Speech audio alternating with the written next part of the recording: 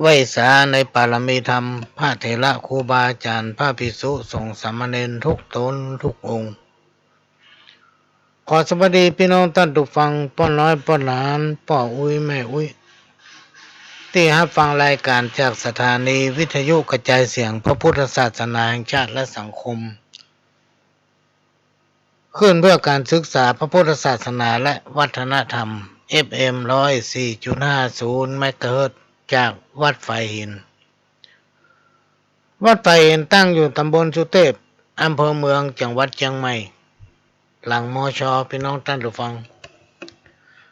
และก็ต้องขอกราบขอบพระคุณท่านผู้อำนวยการสถานีวิทยุคลื่นพัฒนาคุณภาพชีวิต FM 92.25 วัดหลวงประแดงมหาวิหารและก็ท่านผู้อำนวยการสถานีวิทยุล้านนาเชียงใหม่และก็ขอบพระคุณท่านผู้อำนวยการสถานีวิทยุ 98.75 คลื่นธรรมะของชุมชนวัดห้วยตองซักตำบลขวงเปาอำเภอจอมทองจังหวัดเชียงใหม่และก็ทำสถานีหนึ่งก็สถานีวิทยุ FM 106.25 วัดบูพารามอำเภอแม่แจ่มจังหวัดเชียงใหม่พี่น้องท่านผู้ฟังก็สามารถรับฟังรายการนี้ได้พร้อมกันถึง5สถานีเป็นประจำทุกวันเสาร์ตั้งแต่เวลา 4 โมงถึง 6 โมงแมลงดำเนินรายการโดยเก้ากับผมประหลวงสว่างธาตุอินจันทร์ประธานเครือข่ายของทูลแม่ของแผ่นดินจังหวัดเชียงใหม่และ8จังหวัดภาคเหนือรองประธานศูนย์ประสานงานของทูลแม่ของแผ่นดินแห่งชาติและก็ประธานคณะที่ปรึกษาผู้ตรวจราชการภาคประชาชนด้านต่างๆจังหวัดเชียงใหม่ก็จะมาพบปะพี่น้องท่านผู้ฟังเป็นประจำทุกวันเสาร์ตั้งแต่เวลานี้เป็นต้นไปจนถึง 6 โมงแมลงและก็วันอาทิตย์พี่น้องท่านผู้ฟังตั้งแต่เวลาบ่ายโมงไปจนถึงบ่าย3 โมงหลังจากจบจาก3 โมงแล้วก็มาปะกันทำรอบหนึ่ง5 โมงถึง 6 โมงแมลงทุกวันอาทิตย์ก็จะแนะนำเอาสาระสัมปะร้อยอันปันเรื่องพี่น้องท่านผู้ฟังมาเล่ามาบอกมาโอ้สู้กันฟังถ้าประจำเป็นก็จะมาพบปะพี่น้องท่านผู้ฟังพยายามบักขาดเมื่อเสาร์อาทิตย์ที่ผ่านมาปรากฏว่าทางสถานีมีกิจกรรมในการถ่ายทอดก็เลยไปได้มาพบปะพี่น้องท่านผู้ฟังวันนี้ก็เกือบไปได้ปะละพี่น้องท่านผู้ฟังเนื่องจากว่าที่ข้างบ้านนี่เปิ้นแปลงก่อสร้างบ้านเสียงมันดังก็อาจจะเข้าไม้พ่องอันนี้ขนาดในห้องกระจกพี่น้องท่านผู้ฟังมันไม่ค่อยเก็บเสียงอาจจะเกี่ยวกับกระจกมันบางด้วย พี่น้องท่านผู้ฟังชั่วโมงหลังเนอะถ้าใครจะโทรมาก็ไม่ต้องโทรมาตั้งมือถือไม่ต้องส่งไลน์พี่น้องท่านผู้ฟังเพราะว่าประหลวงดำเนินรายการอยู่เนี่ยถ้าไปเมาเปิดไลน์พอพี่น้องท่านผู้ฟังมันจะอู้เป็นกระท่อนกระแท่น เพราะนั้นท่านสามารถโทรมาได้ที่หมายเลข0531100638 0531100638เนอะพี่น้องท่านผู้ฟัง053116 0638ขนาดโทรศัพท์ของตัวเก่ายังจำไม่ได้แต่ต้อง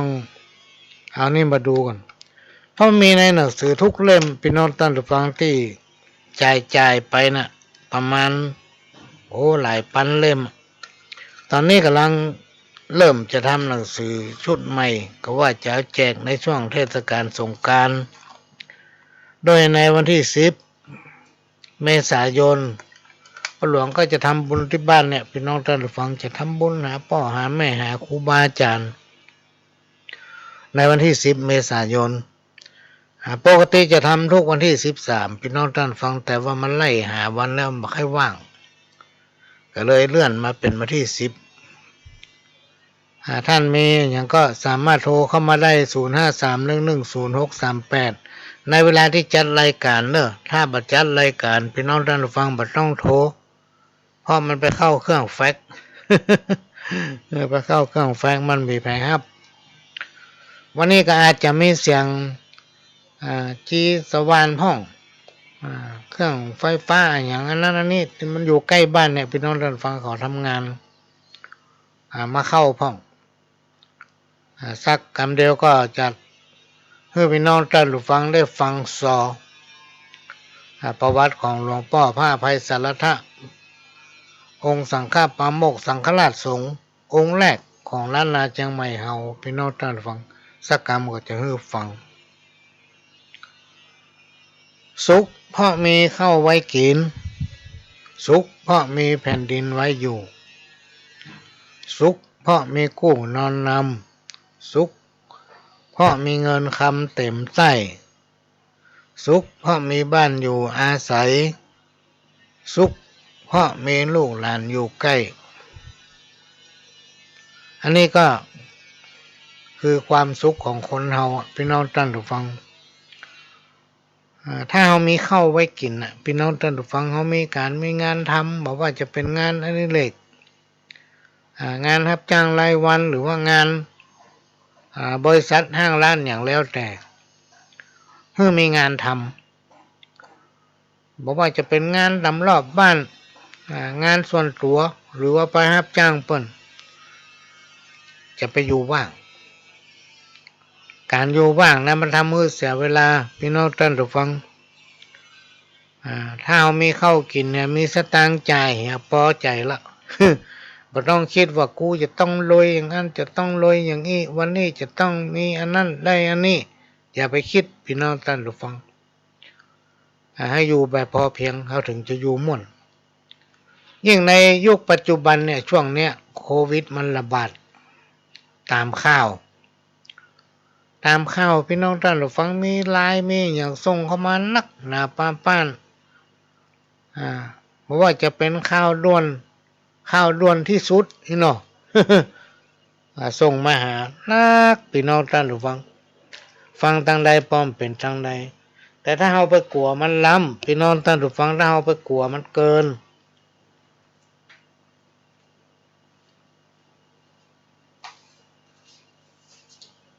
เขาไปกลัวมันเกินเนี่ยมันจะทำให้เรามีปัญหาทั้งด้านการทำมาหากินถึงวันเนี่ยที่เศรษฐกิจมันบดีเนี่ยเพราะอย่างเพราะโควิดเนี่ยมันทำมือตื่นกันถึงบ้านถึงเมืองมันไม่ใช่มีแค่ในบ้านเมืองเฮาพี่น้องท่านผู้ฟังมันมีทั่วโลกเมื่อมันระบาดไปทั่วที่ไหนก็ดีระวังเหตุตกประเสี่ยงบางคนบางท่านพอตกการตกงานบางท่านก็บ่กล้าเนี่ยหยังบ่กล้าไปไหนเนี่ยของขายทั้งหลายแลเนี่ยพี่น้องท่านผู้ฟังเมื่อคนซื้อมาน้อยราคามันขยับสูงขึ้นเนาะทุกอย่างพี่น้องท่านผู้ฟังมันขยับขึ้นราคาขึ้นหมดถ้าเฮายังเมากลัวเฮาไปอยู่กับมันรอการให้รัฐบาลเพิ่นช่วยรัฐบาลก็พอบ่ไหวพี่น้องท่านฟังอย่างที่เฮาฮู้ทุกอย่าง108เข้าหารัฐบาลหมดเพราะฉะนั้นเราจะต้องป้องกันตัวเก่ารักษาสุขภาพตัวเก่านะอันใดที่ควรเนี่ยก็เนี่ยอันใดที่ควรทำก็ทำเพื่อให้ตัวเฮาได้อยู่ได้อันที่สองบ่ให้เดือดร้อนไผนะอันนี้ก็เป็นสิ่งที่นำมาฝากว่าในช่วงนี้เราจะต้องรักษาสุขภาพเนอะพี่น้องท่านผู้ฟังเวลาจะไปหั่นไปนี่ก็ให้ใส่แมสเนี่ยนะถ้าเอากลัวแหละแหงก็ใส่2 ชั้นไปเลย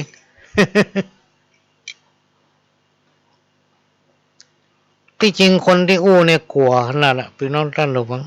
มาก็จะไปไหนถ้าไปก็ไปเป็นเวลาไปในเวลาที่มันจำกัด กลัวเหมือนกันนะมันเจ้าว่าบ่กลัวก็เป็นสิ่งที่เราจะต้องอยู่กับมันพี่น้องท่านผู้ฟังมันถึงไปไหนเปลี่ยนสายพันธุ์ไปเรื่อยๆตอนหลังนี่ดูมันจะเปลี่ยนเป็นสายพันธุ์ใหม่ครับละอ่านเขาส่งไลน์มาให้เปลี่ยนสายพันธุ์เป็นอะไรอย่างมุ่มละ เปลี่ยนมาเรื่อยๆแต่มันจะขึ้นอยู่กับสุขภาพของเฮาเนี่ยพี่น้องท่านผู้ฟังถ้าสุขภาพเฮาแข็งแรงสมบูรณ์นะมันก็จะผ่านพ้นจากโรคร้ายนี้ไปได้นะถ้าเฮาอ่อนแอขาดกำลังใจขาดการปฏิบัติตนเองมาดูแลเอาใจใส่หลายๆด้านมันพอประสบกับไวรัสโควิดนี้แล้วมันก็จะทำให้สุขภาพมีปัญหาอันนี้ก็เป็นสิ่งที่นำมาฝากแต่ถ้าเรากลัวมันล้ำจะไปไหนก็กลัวจะเนี่ยอันยังก็กลัวก็จะทำเมื่อเราอดอยากหนึ่งมันมีสตางค์อันที่สองไปยากการไหนก็ไม่ได้เพราะกลัวโควิดเมื่อเอาเนี่ยการทำงานไม่ได้จะเอาสตางค์ที่ไหนมาใจพี่น้องท่านผู้ฟัง ก็ต้องสู้กับมันเมื่อมันอยู่กับเราก็สู้กับมันรักษาสุขภาพไปตัวไปไหนก็ใส่แมสเนี่ย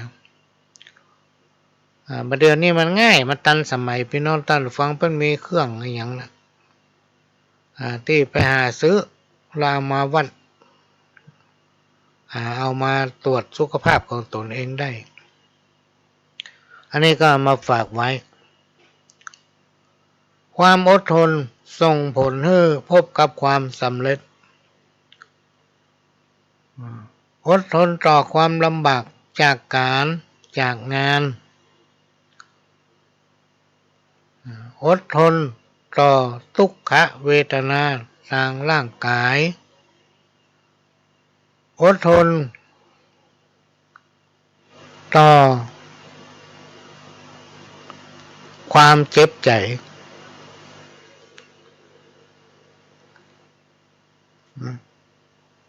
อดทนต่ออำนาจของกิเลสที่มายั่วยวนและปั้นยังย้ำว่าอดทนได้เป็นยามีพญาแป้ต้านหรือว่าเป็นยาแก้ปากวิเศษนะอดได้ทนได้จึงจะได้ดีถ้าไผอดมาได้ทนมาได้ก็จะได้บดีนะอันนี้ก็เป็นคติที่นำมาฝากเด้อพี่น้องท่านผู้ฟังในวันนี้บอกว่าอย่างทุกอย่างพี่น้องท่านผู้ฟังในยุคปัจจุบันเนี่ยคนเฮาจิตใจมันเปลี่ยนไปคนแบบเปลี่ยนเป็นคนอย่างเก่านั่นแหละแต่ว่าจิตใจมันเปลี่ยนแม้ว่าจะมีการศึกษาที่ก้าวไปไกลเพื่อให้มันทันยุคทันสมัยกับโลกในยุคปัจจุบันทุกอย่างมันทันสมัยหมดบอกว่าจะเป็นโทรศัพท์วิทยุโทรทัศน์อะไรอย่างทุกอย่างเปลี่ยนไปหมดพี่น้องท่านผู้ฟังแต่สิ่งที่มันแบบเปลี่ยนนี่คือธรรมะเป็นการสั่งสอนขององค์พระสัมมาสัมพุทธเจ้านั้นที่เราเจ้าพุทธทั้งหลายเนี่ยมักจะนำมาสอนลูกสอนหลานและได้เต็มปากมันถึงเปลี่ยนถ้าไผ่ทำดีก็ได้ดีถ้าไผ่ทำบดีก็ได้บดีในยุคปัจจุบันเนี่ยพี่น้องท่านผู้ฟังเราจะลองสังเกตเห็นว่าคนเจ้าพุทธเราเนี่ยถ้าถึงส่วนใหญ่ของคนล้านนาเนี่ยเป็นพุทธเรียกว่าพุทธบริษัทหรือแบบภาษาเจ้าบ้านคำทางเหนือเขานี่เปิ้นฮ้องว่าศรัทธาสันนิบาตทานเข้า พ่อออกแม่ออกศรัทธาเป็นผู้อุปถากอุปถัมภ์วัดวาอารามแล้วก็ช่วยกันทนุบำรุงให้วัดวาอารามหรือขวงแก้วทั้งสามมีความเจริญรุ่งเรืองรุดหน้าให้เหมาะสมกับการสมัยเนาะและสิ่งที่เราจะต้องร่วมกันทำพี่น้องท่านผู้ฟังก็คือขยายน้อมนำเอาหลักธรรมมันเป็นคำสั่งสอนองค์พระสัมมาสัมพุทธเจ้านั้นเข้าสังคมชุมชนหมู่บ้านจะเอาเข้าได้อย่างไรก็เอาเข้าไปในครอบครัวของตนเองพี่น้องท่านผู้ฟังก็ไปบอกลูกบอกหลานนะว่าวันนี้เอาไปวัดไปอย่างพ่องวัดมันมีกิจกรรมการงานอันยังเนี่ยอันนี้ก็เป็นสิ่งที่ควรจะนำไปขยายความต่อให้ลูกให้หลานเป็นประการแรกพยายามนำเอาหลักธรรมพี่น้องท่านผู้ฟังสิ่งที่ว่าทำดีได้ดีทำบ่ดีได้บ่ดีบาปบุญคุณและโทษมันมีถ้าเกณฑ์ชะตาเขาตกมันจะเข้ามาหานะแก้ไขถึงบ่ได้มันกับกรรมที่ว่าคืดเนี่ยพี่น้องท่านผู้ฟังไผหู้จักพ้องคืด ขนาดพญาเจ้าเมืองสมัยก่อนพุทธกาลใจทหารเสนาอมาตย์ข้าทาสบริวารทั้งหลายในบ้านในเมืองแห่งนั้นเฮือกปากันไปสะยับตัวคืดเฮือได้ถ้าบ่ได้มาภายใน7 วันสู่เจ้าทั้งหลายจะต้องถูกตัดหัวหมดเนาะสะยับตัวคืดเนี่ยพี่น้องท่านผู้ฟังถ้ามันตกกับไผ่มันวอดทำมือครอบครัวหรือว่าคนนั้นเตี้ยลงเพราะว่าเศรษฐกิจก็แย่การทำธุรกิจบอกว่าจะเป็นกิจการงานอย่างตั้งหลายเนี่ยก็แย่ลงเพราะตัวอุบาทนั้นมาป้านมาผ่านมากายนะเอาไปโดนใส่มันรวมไปถึงบ้านจองที่อยู่อาศัยที่ทำอาชีพอย่างต่างๆที่เรามีส่วนบัวพันไปเกี่ยวข้องกับมันก็มัวเมามองพี่น้องท่านทุกคนอันนี้ห้องว่าเวลาเกณฑ์ชะตาเขาลงแก้ถึงวัดตกเปิ้นถึงว่าตัวอุบัติเป็นสิ่งที่คนทั้งหลายบ่ต้องการพี่น้องท่านทุกคนบ่ต้องการแต่มันจะพ่ายความดีบาปบุญคุณและโทษเนี่ยมันลดหย่อนได้ถ้าจิตใจเขาปกติเขาทำแล้วเขาสำนึกและก็พยายามแก้ไขนะอันนี้ก็เป็นสิ่งที่นำมาฝากเนื้อพี่น้องท่านผู้ฟังไม่ใช่ว่าไปเลยเขาดูองค์คุริมานหรือนิทานในธรรมพี่น้องท่านผู้ฟังที่เป็นแปลมาจากพระไตรปิฎกผู้ใดคิดบดีกับองค์พระสัมมาสัมพุทธเจ้าผู้ใดคิดบดีนะเล่าเปิ้นติเตียนนินทาว่าให้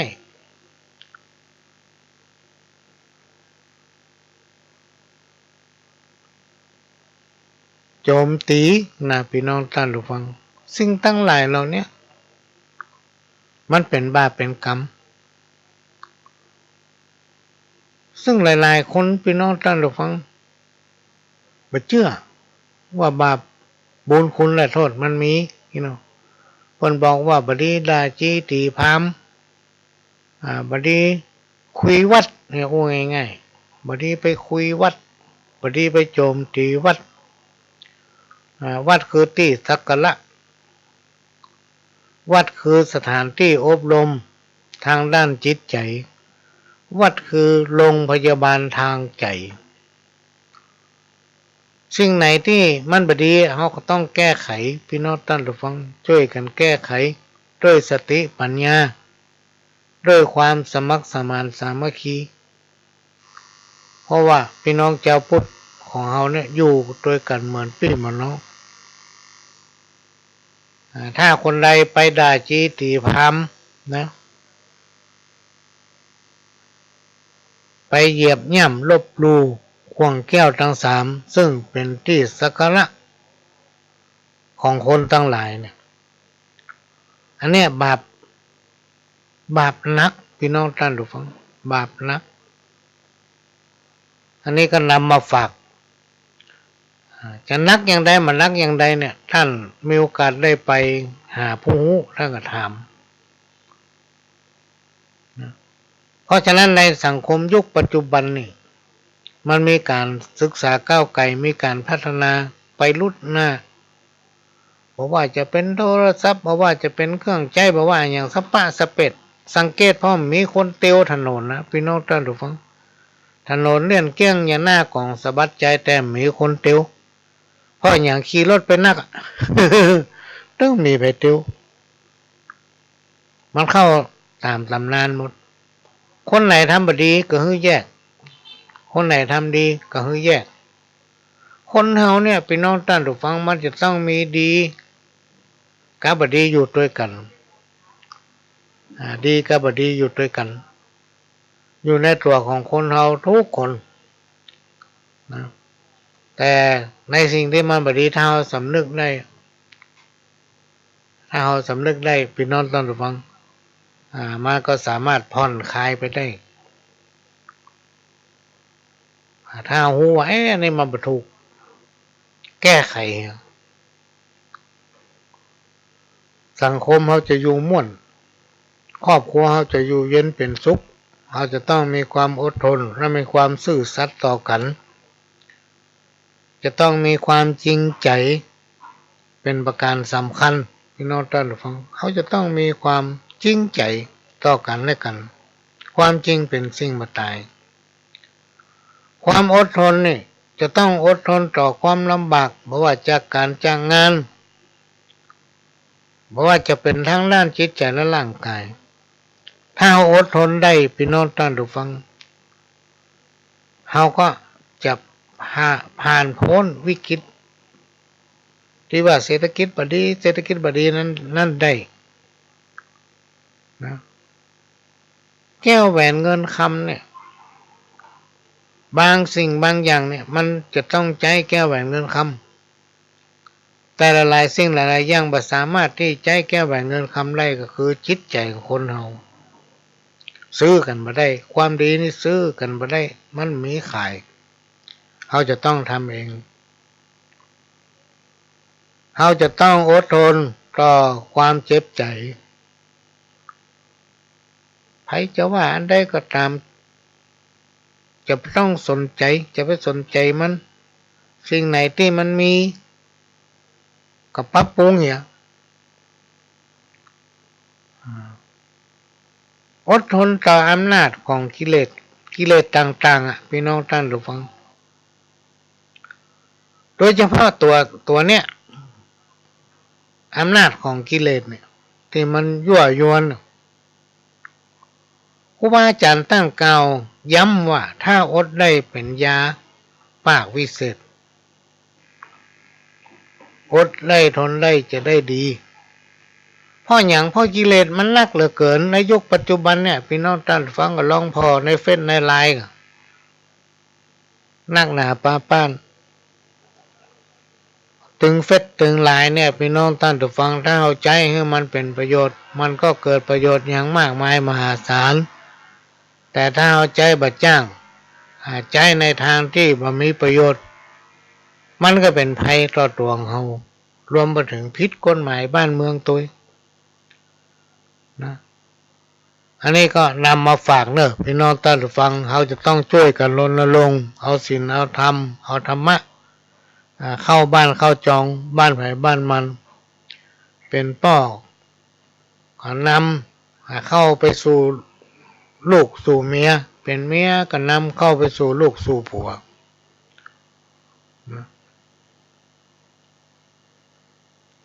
แล้วก็ร่วมกันปฏิบัติ โบราณอาจารย์เปิ้นกล่าวว่าไฟในเรื่องภายในบ้านบดีเอาออกไปทางนอกแล้วก็เรื่องภายนอกก็บดีเอาเข้ามาในบ้านโดยเฉพาะเรื่องบดีเนี่ยเรื่องของคนนั้นคนนี้ที่มันไม่ใช่เรื่องของเฮาแล้วเรื่องอย่างที่มันบดีที่มันบ่ชอบภายในบ้านเนี่ยก็บดีเอาออกไปทางนอก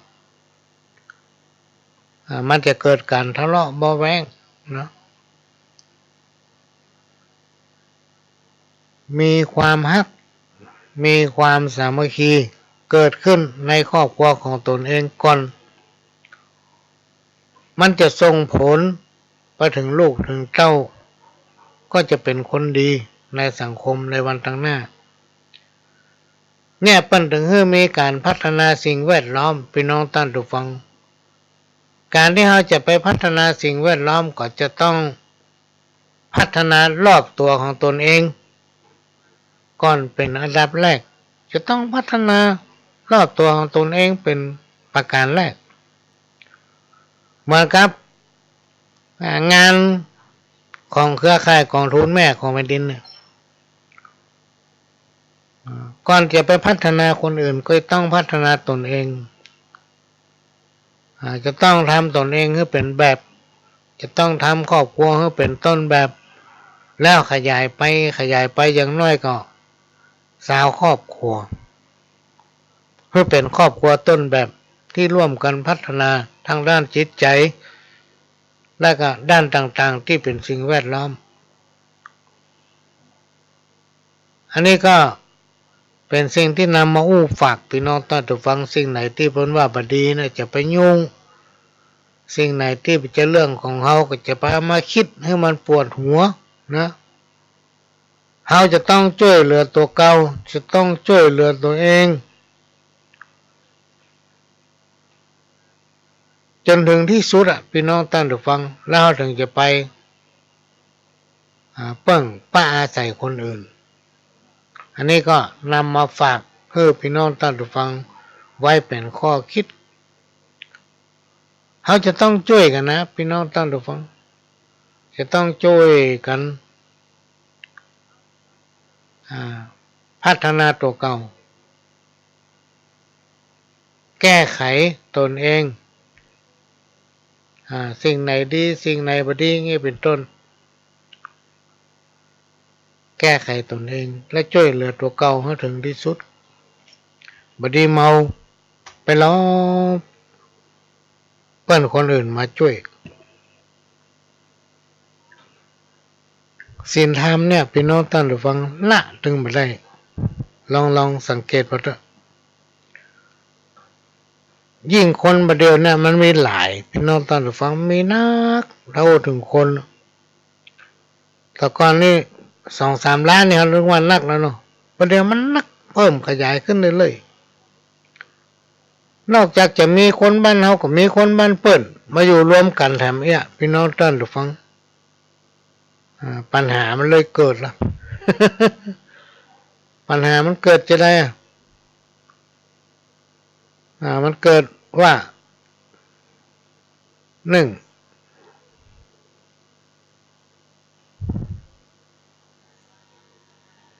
เมื่อสังคมคนมันนักขึ้นก็เลยมีอารมณ์เป็นห้องวันใดอารมณ์ร้อน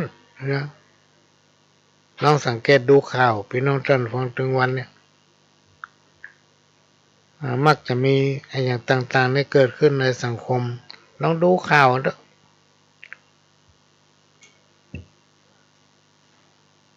ถ้าเรามีเมตตา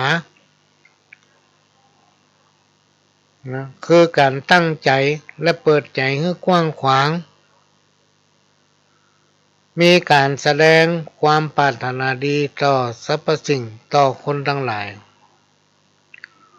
มาให้บดีก็อภัยให้กันอยู่แบบกรรมโบราณที่เป็นว่าพริกบ้านเหนือเกลือบ้านใต้พี่น้องท่านผู้ฟังช่วยกันทนุบำรุงรักษาซึ่งวัฒนธรรมประเพณี อันใดที่มันเป็นเหตุเป็นห้อยที่ปู่ย่าตายายเขาเปิ้นปฏิบัติสืบตามกันมาก็ต้องรักษาไว้เพราะว่าเขาจะไปที่ไหนพี่น้องท่านผู้ฟังเพราะว่าเขาจะไปที่ไหนหีบห้อยประเพณีแต่ละที่แต่ละพื้นที่แต่ละเขตนั้นมันมาเหมือนกันจะไปคนละอย่างแต่สรุปแล้วไปในทางที่ดีเหมือนกันหมดโบราณเพิ่นถึงบอกว่าไปบ้านไหนเอาไฟบ้านหั่นนะไปบ้านใดก็เอาไฟบ้านนั้น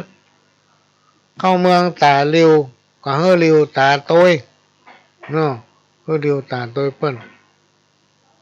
เพราะว่าทุกคนเนี่ยมีอายุไปถึง100เขาจะต้องช่วยกันรักษาคุณงามความดีอย่างตั้งหลายเนี่ยในสังคมชุมชนบอกว่าจะหมู่มากหรือว่าหมู่น้อยไว้ให้ลูกให้หลานเขาได้หู้ได้หันแล้วก็สืบต่อเจตนานี้ไปเขาไม่ใช่อยู่ตัวเขาจนเขาตายพี่น้องท่านผู้ฟังในที่สุดเขาจะต้องจากเขาไปเขาจะเหลือสิ่งที่ดีงามไว้ให้เขามันก็หลายคนมาอู้กันว่าถ้าเราประทำอันอย่างเลยเนี่ยเพราะว่าเป็นคนหันแก่ตัวถ้าเราพัฒนาอย่างไปสักอย่างหนึ่งทำตัวให้เกิดประโยชน์กับสังคมชุมชนอย่างน้อยๆก็ครอบครัวของตนเองในกลุ่มของสังคมในหมู่บ้านชุมชนของท่านเมื่อเอารับตายไปยังเกิดประโยชน์ลูกเต้าเหล่าหลานก็มาอู้ถึงอยู่หั่นตลอดแต่ถ้าเอาบัดคิดทำมาอย่างเลยพี่น้องท่านผู้ฟังมันไม่สามารถที่ทำให้สิ่งแวดล้อมสภาพความเป็นอยู่อันอย่างต่างๆเนี่ยขยับขยายหรือว่าดีขึ้นในหลักในทางพุทธศาสนานั้นเพิ่นก็เลยฝากธรรมะขั้นพื้นฐานก็คือศีล5 ข้อน่ะที่คนมนุษย์เฮาทั้งหลายชาวบ้านอย่างเฮาเนี่ยควรนำปฏิบัติกู้กับชีวิตประจำวันถ้าปฏิบัติได้พี่น้องท่านผู้ฟังครูบาอาจารย์ท่านกล่าวว่าจะพบแต่ความสุขมีความเจริญก้าวหน้า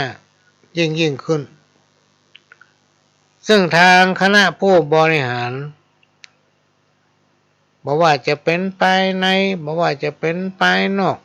เถระครูบาอาจารย์รวมไปถึงผู้นำ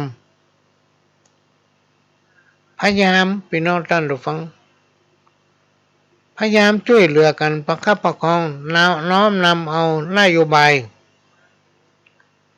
วิธีพุทธวิธีธรรมเนี่ยที่เราหู้กันก็คือพยายามนำเอาคุณธรรมจริยธรรมหรืออู้ง่ายๆร่วมกันนำเอาศีลธรรมเข้าสู่หมู่บ้านชุมชนเพราะเพิ่นมองหันว่าธรรมะอันเป็นการสั่งสอนขององค์พระสัมมาสัมพุทธเจ้าหรือพระพุทธศาสนานั้นทำให้เกิดความสมัครสมานสามัคคี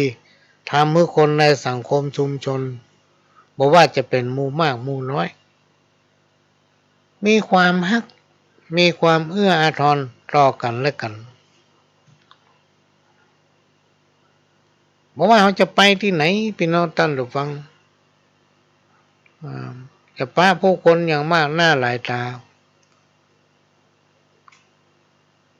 แต่ว่าส่วนใหญ่นะเป็นเจ้าพุทธม่วนอกม่วนใจถ้าธรรมะบ่เข้าหมู่บ้านชุมชนบ่เข้าในครอบครัวพี่น้องท่านผู้ฟังก็ลองฟังข่าวกันขับรถ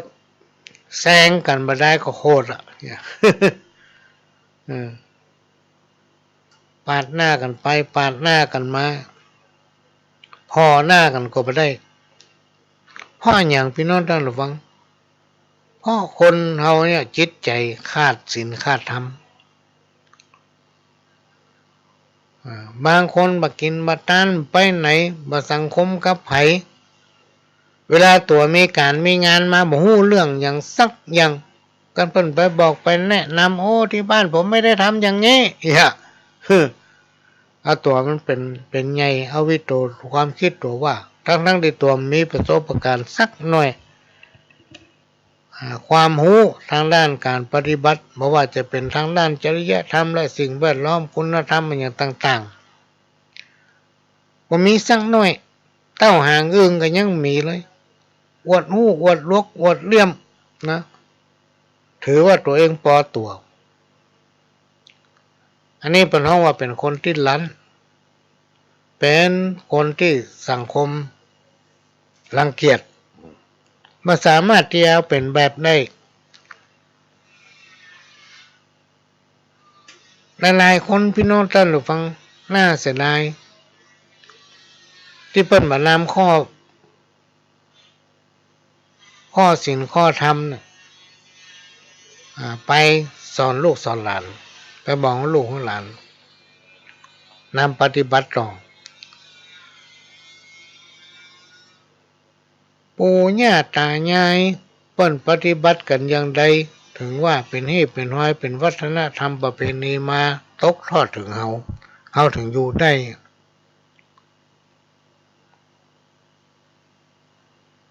สมัยปู่ย่าตายายเฮาเพิ่นอยู่เย็นเป็นสุขเพราะหยังเพิ่นมีวัฒนธรรมประเพณีเพิ่นเข้มงวดเคร่งครัดในการปฏิบัติตนเก่าและเปิ้นวางตัวถูกต้องบ่ไปเบียดเบียนไผมาสร้างความเดือดร้อนให้คนนั้นคนนี้รวมกระทั่งถึงตนเองอันนี้พอหน้าก็ได้ ยิ่งทางโทรศัพท์ในยุคปัจจุบันมันมีเฟซมีไลน์ไปหาข้อความคนอื่นส่งมาให้เมียพ่องคนอื่นส่งมาให้ผัวพ่องผิดกันเลยเพราะฉะนั้นเราต้องพัฒนาตนเองพัฒนาจิตใจของตนเองก่อนอย่างศีลเนี่ยพี่น้องท่านผู้ฟังเพิ่นบ่ได้จำกัดว่าอย่างป่านาเนี่ยห้ามฆ่าสัตว์เด็ดขาดเพิ่นบ่ได้ห้ามเพื่อเว้นจากการฆ่าสัตว์ตัดชีวิตรวมไปถึงการเบียดเบียนคนอื่นการไปเบียดเบียนคนอื่นนี่ก็ผิดศีลข้อที่1ป่านานะพี่น้องท่านผู้ฟังผลของการฆ่าสัตว์ตัดชีวิตเบียดเบียนคนอื่นทำเมื่อเขาได้รับความทุกข์ยากเดือดร้อนการใช้ความรุนแรงต่อคนเหมือนกันนะอันนี้ก็ผิดศีลมันสอนบ่ให้ใช้ความรุนแรงต่อสิ่งที่มีชีวิตรวมไปถึงบ่ทำลายสิ่งแวดล้อมหรือธรรมชาติผลของกรรมที่มันเกิดจากการกระทำที่เราทำกันถึงวันเนี่ยพี่น้องท่านผู้ฟังมันมี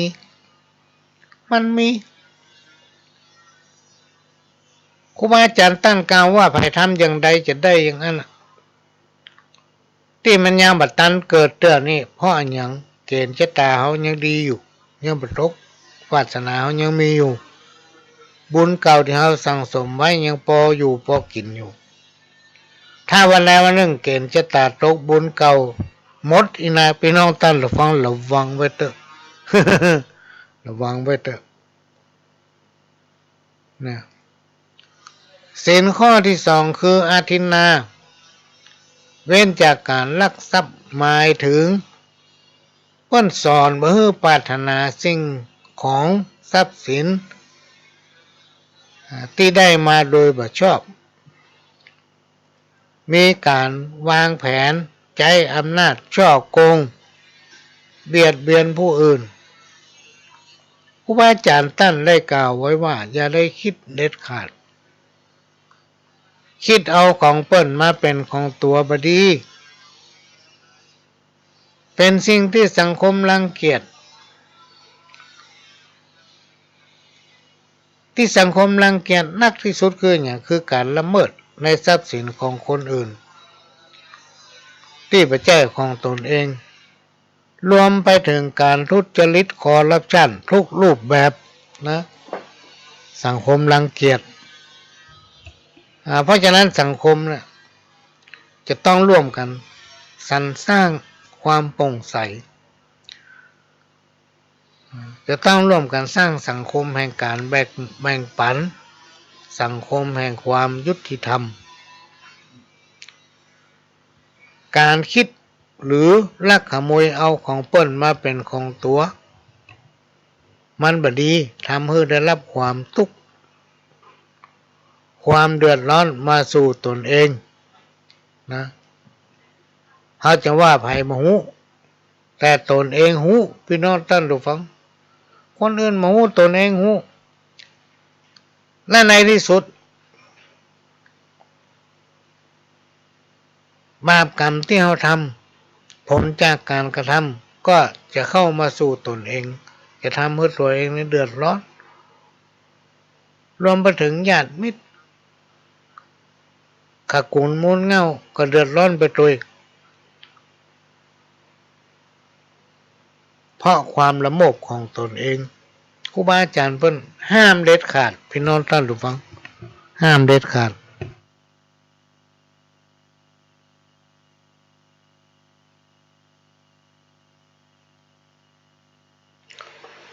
ถ้าใครติดตามข่าวเนี่ยก็จะมีข่าวหัน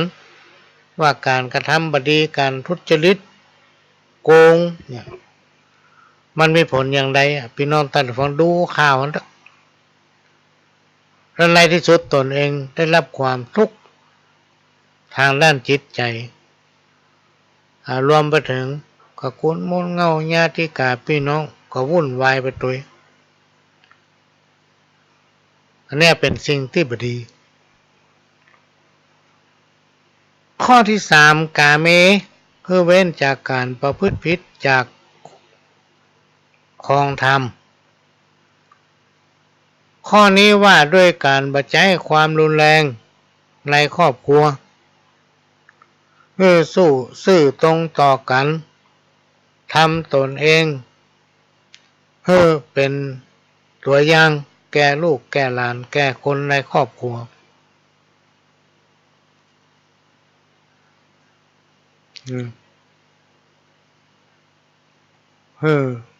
รักษาไว้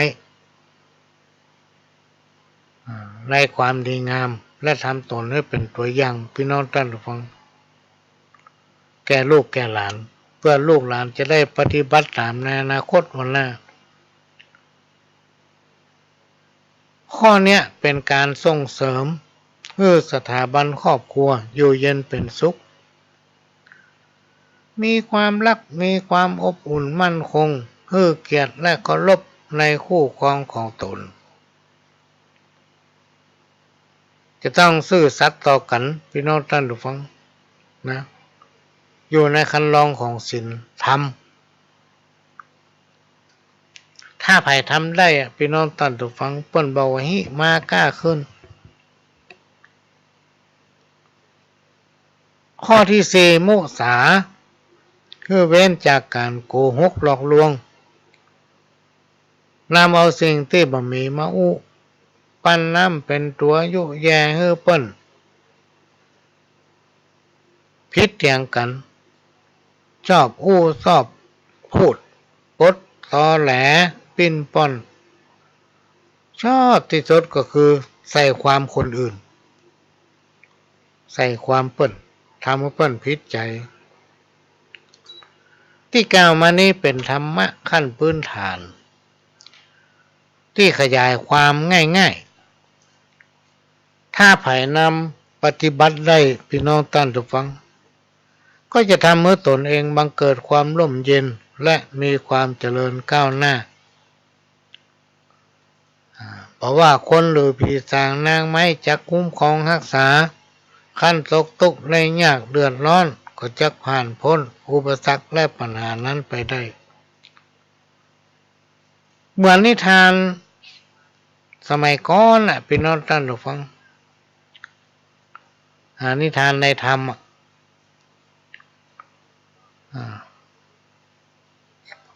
ถ้ามีสัจจะเนี่ยในสมัยก่อนพุทธกาลก่อนจะมีนายพรานคนหนึ่งสามารถห้องน้ำขึ้นบนดอยได้ห้องน้ำจากตีนดอยจากห้วยขึ้นไปบนแป่ดอยได้จนพระฤาษี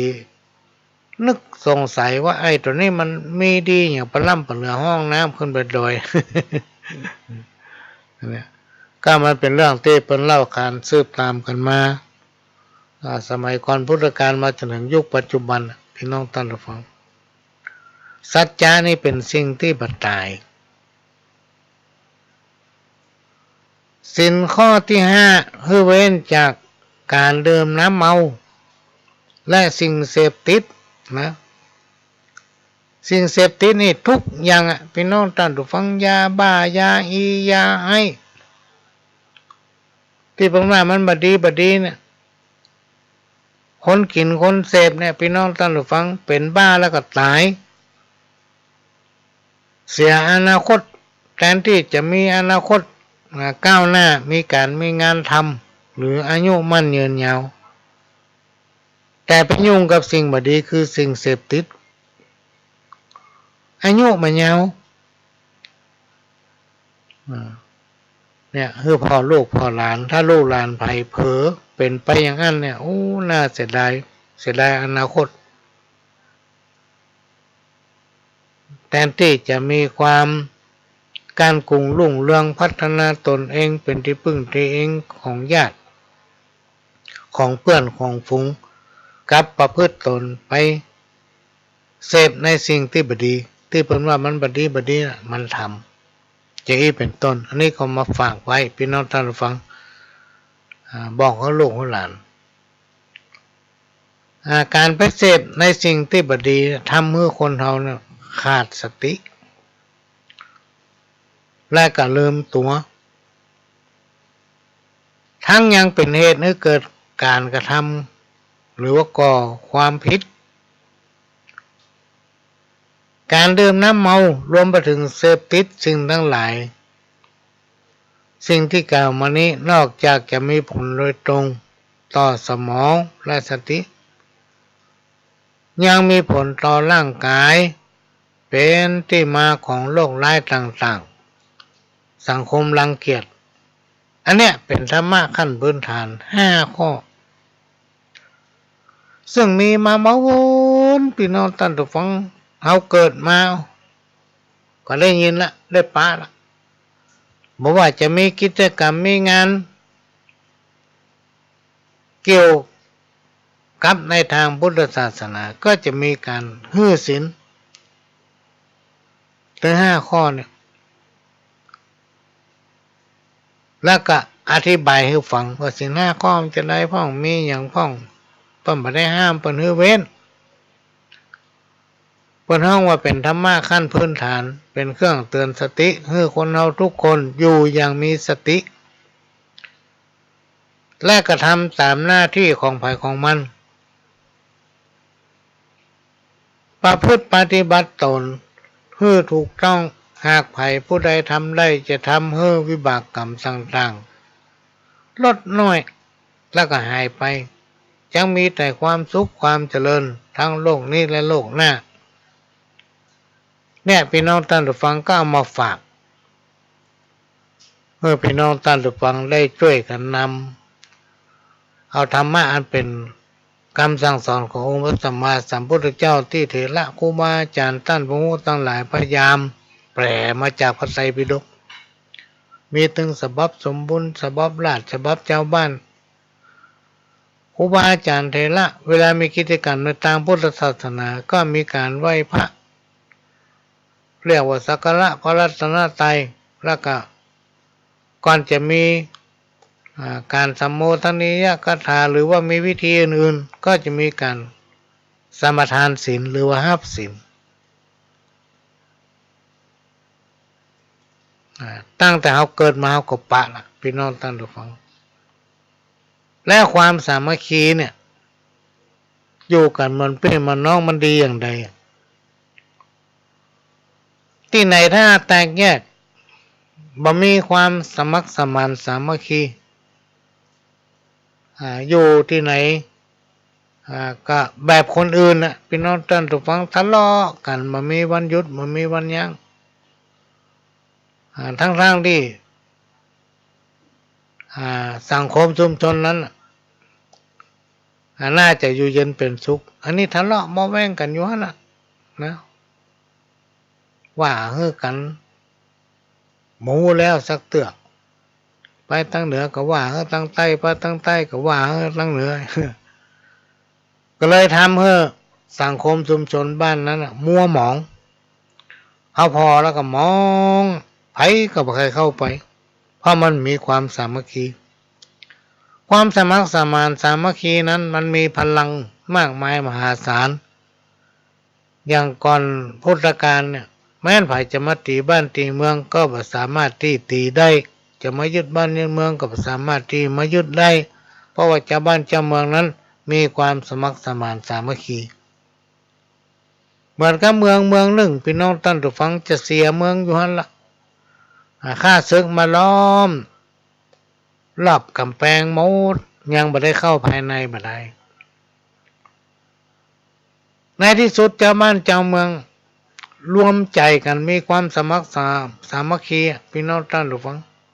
ไผมีมีดก็เอามีดไผมีมุ้ยก็เอามุ้ยไผมีแกนโคกก็เอาแกนโคกมามีถ้วยมีจานตะลากตะไลให้ปากเอามาหมดถือกันคนละไม้ละมือพอข้าศึกรับสนิทป้ากันบุกเข้าไป ทำเมื่อข้าศึกนั้นล่าถอยหมดยึดบ้านยึดเมืองนั้นไปได้เอาเรามานึกใจพ่อพี่น้องท่านผู้ฟังยิ่งสังคมมันก้าวไกลและจิตใจคนห่างจากศีลจากธรรมเนี่ยบ้านเมืองเขาต้องเสียดินแดนแผ่นดินที่เขาอยู่กินกันเนี่ยไปแต่ใดล่ะจนเหลือแบบขวานทองพอในรูปแผนที่โลกนั้นแผนที่ของประเทศเราวีรบุรุษในสมัยก่อนเพิ่นช่วยกันกอบกู้ช่วยกันปฏิบัติเตียงห้องวัฒนธรรมประเพณีหีบหอยเนี่ยไว้มาถึงเฮาเนี่ยพี่น้องท่านผู้ฟังมาถึงเฮาในยุคปัจจุบันเนี่ยรู้สึกว่าหลายๆคนบ่ค่อยสนใจในข้อวัดปฏิบัติตัวเก่ารวมไปถึงสิ่งแวดล้อมมันเลยมีเหตุสปะสะเปดสิ่งที่มันน่าเกิดก็เกิดสมัยก่อนนี่มีเนาะคนที่มาฆ่าพ่อฆ่าแม่พ่ออย่างพ่อคนมันบ่หลายการศึกษาของพ่อก้าวไกลตัวใดถ้าปนว่าบ่ดีเขาถึงมาเนี่ยเอาโลแล้วในยุคปัจจุบันการศึกษามันไก่พี่น้องท่านผู้ฟังถ้าปนว่าบ่ดีเนอะมันเป็นจะได้บ่เชื่อมเลย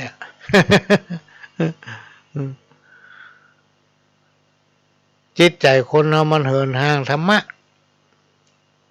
ลองสังเกตดูกะคนแต่ก่อนกับคนบัดเดียวขนาดข่าวพี่น้องท่านผู้ฟังถ้าใครได้ติดตามขนาดเจ้าที่ตำรวจเขายังลุมตีเปิ้นสมัยก่อนเขาเป็นละอ่อนนี่เพราะว่าตำรวจมาเขายังกลัวซ้ำกว่าตำรวจยับหัวทั้งที่เขาไม่ได้มีความผิดอย่างในยุคปัจจุบันนี่ตีตำรวจนะตัวมีความผิดอยู่เต็มตัวพยานหลักฐานชัดว่ามาได้ผิดมาได้ทำเนี่ยปฏิเสธเสียงแข็งเพราะอย่างเพราะจิตใจห่างจากศีลจากธรรมพี่น้องท่านผู้ฟังลองติดตามข่าวเถอะฟังข่าวเถอะยกพวกตีกันคำเศร้า30สิ่งทั้งหลายเหล่านี้ให้ต้องช่วยกันพัฒนาและฟื้นฟูเราจะต้องช่วยกันน้อมนำเอาธรรมะอันเป็นคำสั่งสอนขององค์พระสัมมาสัมพุทธเจ้านั้นเข้าถึงครอบครัวของตนเก่าแล้วขยายไปถึงพี่ถึงน้องขยายไปถึงสังคมชุมชนนั้นมันจะอยู่ม่วนพี่น้องท่านฟังลองพอเถอะบุญเป็นเงาเฝ้าติดตามบุญเป็นมิตรในทุกที่บุญคอยช่วยเหลือเอื้ออารีบุญทำให้พ้นราคี ปลอดจากโรคภัยเกิดในที่ดีนั้นดีแน่เกิดในที่แย่ก็ดีได้เกิดที่ดีแล้วแย่มีถมไปเกิดที่ไหนๆก็ดีได้ถ้าไฟดีอันนี้เป็นคติคำเตือนใจพี่น้องท่านผู้ฟังเป็นคำสอนที่ครูบาอาจารย์เพิ่นได้เคยกล่าวไว้ประการลักพี่น้องท่านผู้ฟังอย่าเป็นคนหูเบาการที่เขาอยู่สังคมร่วมกันหลายๆเนี่ยอย่าเอาแต่ใจของตนเองอย่ามัวไปแก้ไขแต่คนอื่นอย่าฝืนกฎธรรมชาติอย่าประมาทในชีวิตอย่ายึดติดกับสิ่งที่ไม่ใช่ของตนเองนะอันนี้นำมาฝากใครผู้ใดมีศีลเป็นปิ่นแก้วประดับแล้วล้ำเลิศประเสริฐสีทั้งบุรุษทั่วท้วนมวลสตรีศีลบ่มีเสื่อมยศทำให้งดงามศีลเป็นเดิมเสริมคุณบุญประกอบบ่ชื่นชอบสูงด้วยองค์สามกายวาจาพร้อมจิตจริตงามบ่มีความโศกเศร้าทุกข์เจ้ายืนเมตตาเป็นคุณธรรมค้ำจุนโลกฮื้อสว่างโศกพบสุขไล่ทุกข์เห็นความริษยาพาโลกฮื้อลำเค็นความร่มเย็นเป็นสุขจะเกิดด้วยเมตตาถ้ามีเมตตาต่อกันนะพี่น้องท่านผู้ฟังความสุขก็จะเกิดไปที่ไหนตั้งได้ก็ม่วนแต่ถ้าจิตใจไร้ศีลไร้ธรรมพี่น้องท่านผู้ฟังพ่อกันมาได้ก็จะตีกันละพ่อกันมาได้ก็ฆ่ากันละที่เป็นต้นนี่ก็นำมาฝากเนอะพี่น้องท่านผู้ฟังนำมาฝากช่วงนี้ก็จะเปิดเทปเมื่อพี่น้องท่านผู้ฟังได้ฟังก็ได้เขาก็มาปะกันทำช่วงหนึ่งตอนนี้โอ้กันมาได้ชั่วโมงแล้วก็มีคนไลน์ถามพี่น้องท่านผู้ฟังพระหลวงตั้งแต่4 โมงไปถึง6 โมงเลยกะอากาศเปิดให้อู้ไอ้น้องเอาอย่างมาอู้ล่ำเหลือบางผู้บางท่านเดินทางออกจากเชียงใหม่พอไปถึงลำปางหมดละเฮายังอู้มันย่างเลยโอ้ผมขับรถเชียงใหม่มาถึงลำปางพระหลวงมันย่างอู้เต้า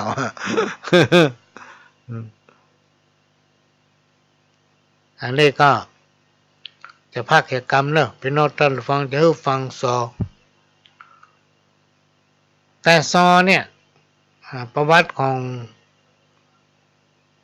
หลวงพ่อครูบาโสภาผ้าไพศาลทะองค์สังฆปาโมกข์หรือว่า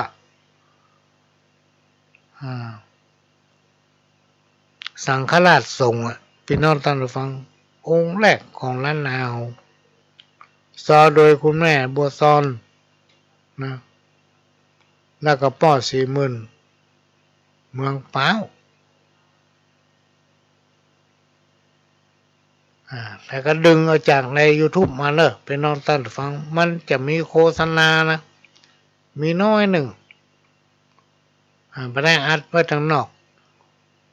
ก็อดใจฟังไปก็เดี๋ยวก็มาปะกันในรอบ2เชิญรับฟังครับ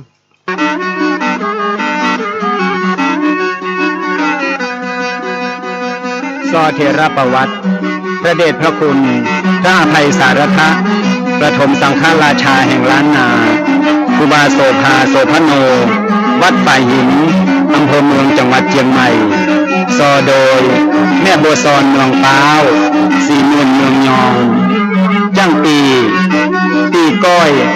วิทวัฒน์ทิโนน้อง หลอนปีกลางวิสิตชัยวงศ์น้องดิวปีเล็กกวินดวงแก้วสลามือซึงพิษณุการสายแก้วน้องจ๊อบเชิญรับฟังได้แล้วครับ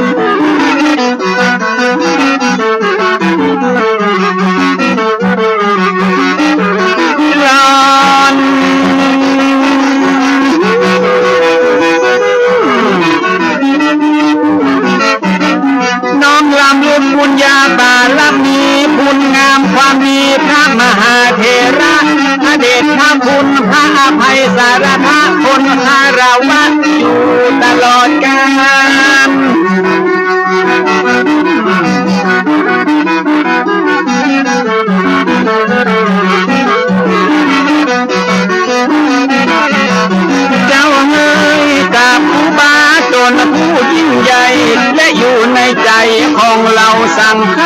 ครูบาโสภาพระอภัยสารทักน้อมการะวะคุณงามความดีถึงแม้ท่านจะมรณภาพไปเมินขนาด179 ปีเป็นดวงดาวที่แผ่วพราวสีงดงามบ่มีวันล่นจากฟ้า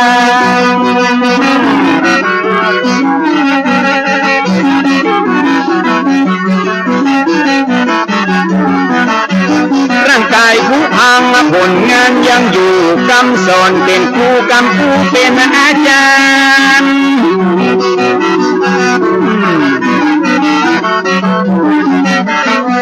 ตายนะชีวิตคนเฮามนุษย์บ่ได้สิ้นสุดก็เพียงแค่ความตายเพราะว่าความดีมันบ่สูญสลายไปกับร่างกายยิ่งใจเฮานั้นยิ่งเมินก็ยิ่งเท่าวีคุณงามความดียืนยงคงมันมันตั้นครูบาผู้อดทนอดกลั้นต่อสู้ฝ่าฟันท่านแม้ได้ต่อสู้เพื่อเราสักครั้งเสียสละเพื่อพระศาสนาปัดเป่าปกป้องเมื่อมีภัยมาประมุขสังฆาล้านนาโกนอีขอน้อมสะดุดีสิทธมุนีผู้มีบทบาทนี่และน้องสาธุน้อง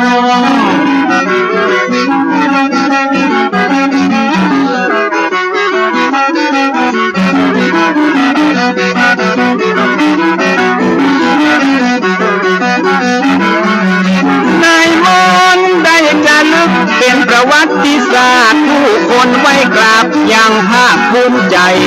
การต่อสู้เพื่อคนหลวงหลายสมควรที่ได้ยกย่องอวดแองเหมือนเป็นผู้แบ่งกลางให้คนรุ่นหลังก้าวย่างเดียวต่อนี่แหละน้อไว้ที่เลิศลำจะมาปลายเนี่ยบทสอนไปสู่ประวัติของหลวงพ่อครูบาตนเก่าจนแก่ของเมืองเชียงใหม่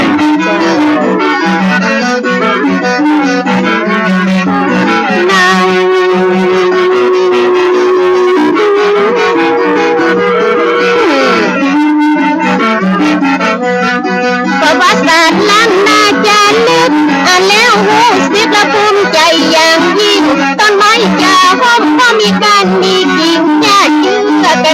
ยอมวิ่งหนีซื้อ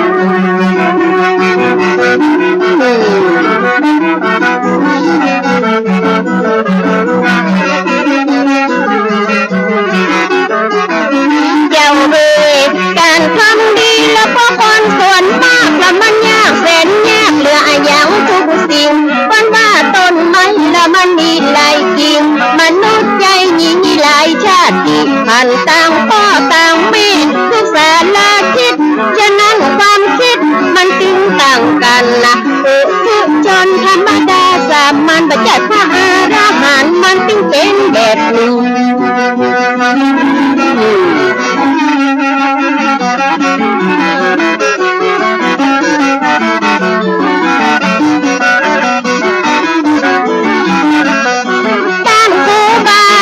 สู้ดิ้นรนมุ่งมั่นอดทนเพื่อศาสนา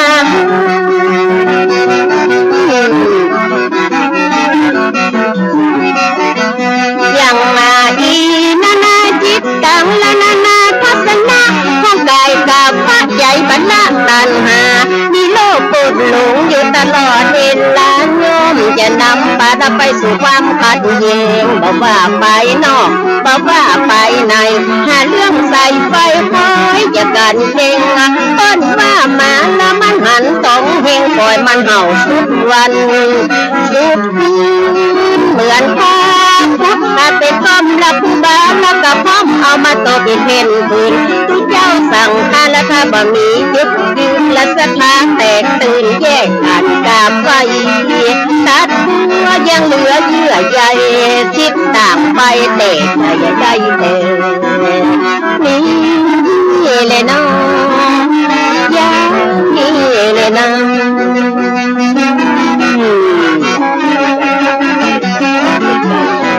พระเจ้า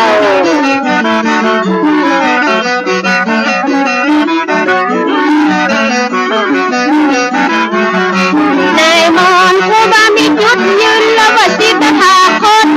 ยอมบักโบดแน่บอกว่าคือไทยมันขึ้นอยู่กับความเชื่อในจิตใจไป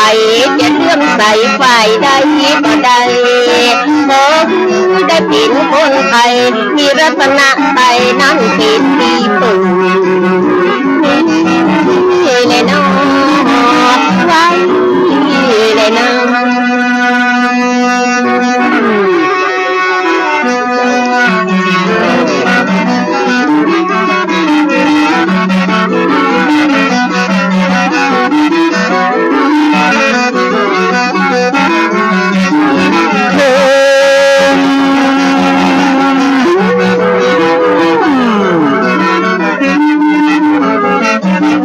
ความแตกแยกเป็นเรื่องธรรมดาต้องมีปัญญาคอยมากำกับแยกผิดแยกถูกนับนอนนับทิฏฐิบ่ดับก็ต่างคนต่างแท้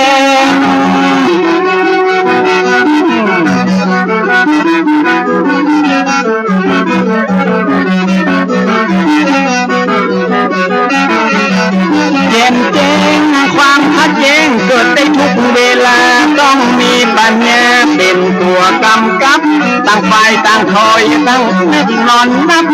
ต้องยอมรับพร้อมมืออภัยครูบาได้ทำไว้เป็นแบบอย่างครูบาได้สร้างเพื่อพระสงฆ์ทั้งหลายได้ชี้แจงให้คนเข้าใจได้อธิบายให้คนได้หูครูบาหลวงปู่ได้ชี้แจงเนาะ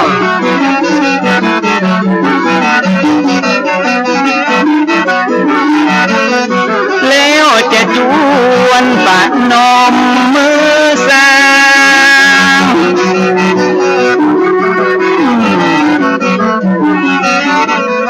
ครูบาโสภาผู้ดูแลศาสนา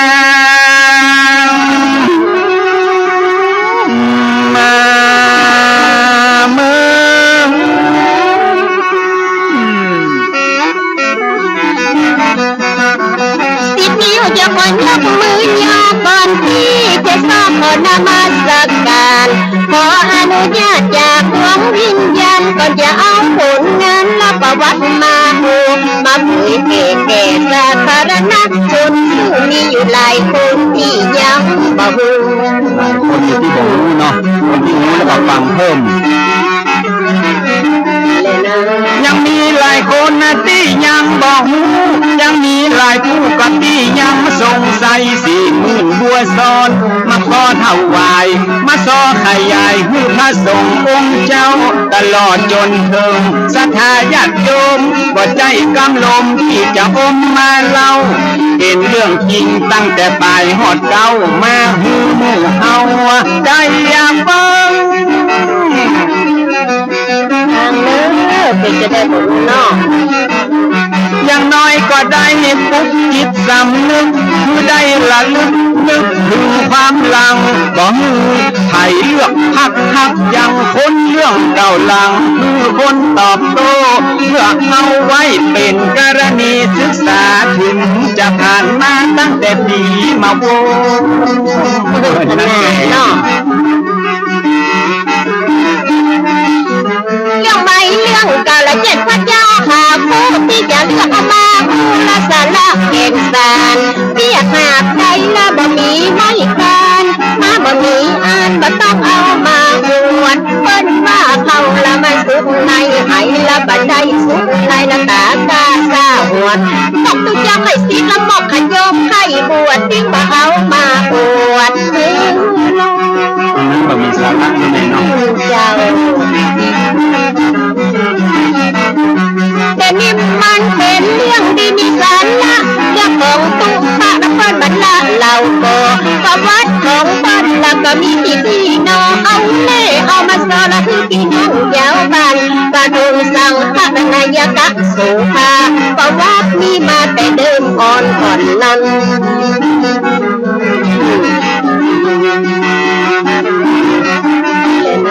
ประวัติมีมาแต่เดิมอ่อนก่อนนั้นตามที่ได้อ่านจากในหนังสือว่ามีผัวเมียคนที่น่านับถือไผ่ก็เล่าลือปวดแห้งกันหมดผัวชื่อว่าพ่อนานอินตะเคยบวชเป็นพระใจสะอาดหมดจดเมียชื่อสอนใจบ่หอนกดบ้านอยู่ตั้งวันตกงาพองงาเวียงเมียปัดกับเจ้าบัวซอนปัดกับเจ้าบัวซอนนี้นะเจ้า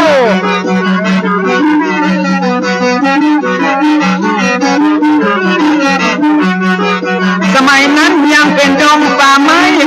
สักต้นใหญ่ก็ต้นยางต้นเหียงอยู่แดงแทงแงะและต้นตะเคียงเก็บเป้าสูงเปียงเอียงอิงต้นห้าขมอบพระเจ้าเงานิ้วกิ่วกลมไปปัดเจยลมสูงขึ้นกลางฟ้ากินแลนะปัดมีเมียหนุ่มละป้ามานะอุ้มต้องละบ้านเหนือฟ้าหามาพูดว่าบดคนผู้ซักหัวไฟคอยตามป่าตรงที่ควายไหวลงแล้วเขาเล่งเข้าบ้านเป็นที่หน้าแต่ขนาดหัวใจตากระสงสัยว่าเป็นอย่างอัน10 ปี20 ปีแล้วที่ผ่านมานั่งเหตุการณ์อย่างอันบ่เคยมีเกิดเหตุการณ์อัศจรรย์แม่ก็เจ็บต้องและจะเกิดลูกลักที่ได้ฟูมฟักละนานนับเกือบปีตั้งพันอังการละเดือนเพ็ญปอดีละขึ้นน้ำปี4มาลงมินมันพศ2374นั้นนาเมษอนเกิดถูกมาพร้อมเหตุการณ์นั้น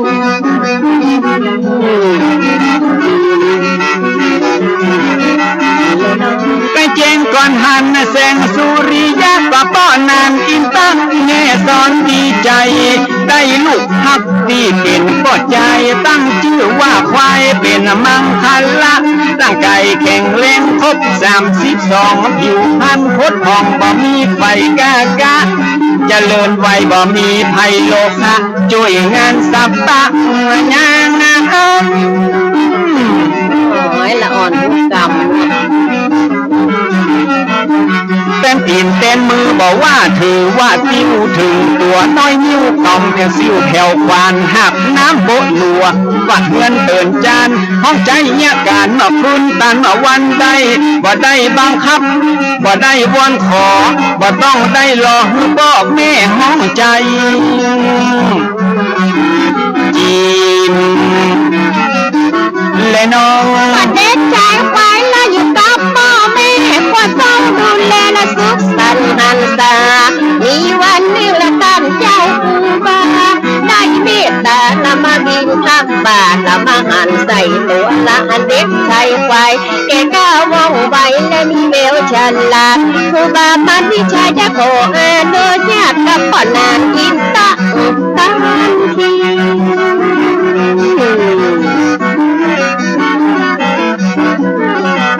เอาไปเป็นละขยอมละห้ำเมียนเกียนอ่านคือโนสันดานกอมเก่าคักสีคือได้เป็นละคนเก่งคนดีที่วัดไฟและใจนิ่งเตียงมันอยู่กับคนไปเหมือนผ้าไม้ตัดดาบอยู่กับคนมีพญาจะมีวิชาหลายลำคำตกน้ำละหอนเป็นหินเนาะอยู่กับคนผ่านทางพาไปหาพิษอยู่กับบัณฑิตพาไปหาผลอยู่กับครูบาได้ศึกษาฝึกฝนมุ่งมั่นอดทนจนอายุ15เขียนตัวเมืองอ่านแถวตัวไทยอ่านออกเขียนได้ชัดฉานเก่งกล้าครูบาพอหันอนาคตวันหน้าเลยบรรพชาเป็นสามเณร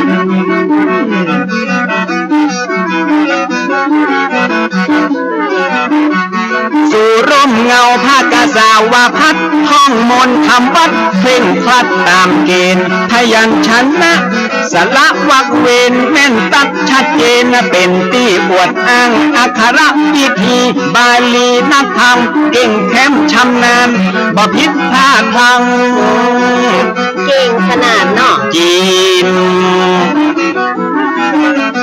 มาบ้านแล้วพ่อชาเราไปศิษย์ทางครอบเยียงหูจนบอดยกของหลากหลายภาษาบาลีวิธีมนต์และกระจายธรรมะวินัยกันเรียกว่าไตรปิฎกสามารถตอบรู้อักษรศาสตร์ภาษาศาสตร์นั้นนาก็บังคับประตูท่านได้ศึกษาเป็นมหามรดกตกทอดสืบคืนนับมือมา179 ปีมาถึงบัดเดียวน้องยังบ่สูญหายแต่เมื่ออายุ22 ปีครบกำหนดก็ได้อุปสมบทตามความเมตตาของอาจารย์ท่านเจ้าครูบายิ่งเพิ่มศรัทธานักหนาปาปานพระมหาเถระสวามีนั่นนาปิดพระอุปชาติวัดประเด็งแห่งนั้น